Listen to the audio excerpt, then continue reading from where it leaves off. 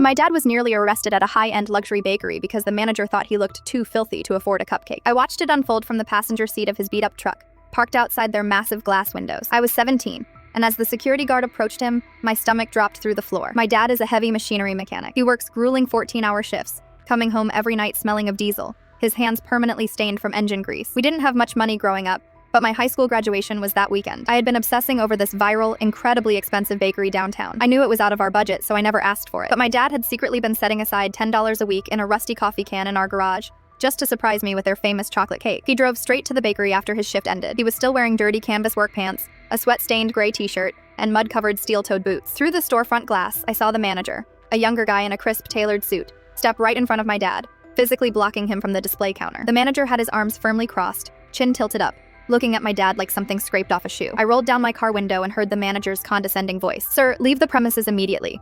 You are making our actual patrons very uncomfortable." My dad didn't raise his voice.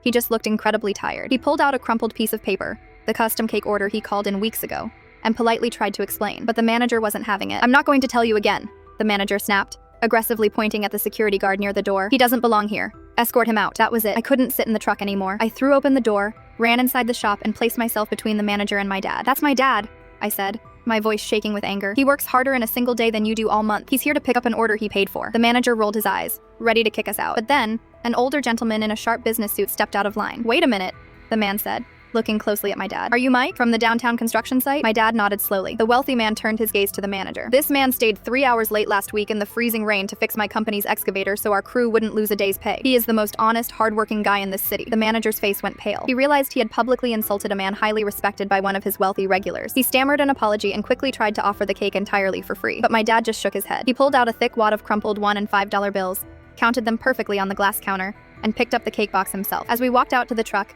he didn't complain about the arrogant manager at all. He just smiled gently, wiped some grease off his cheek, handed me the beautiful box, and said, "Happy graduation, kiddo." True wealth isn't about the expensive clothes you wear or how much is in your bank account. It's about the character you show when ignorant people judge you. If you agree, make sure to hit that like button and subscribe for more stories like this.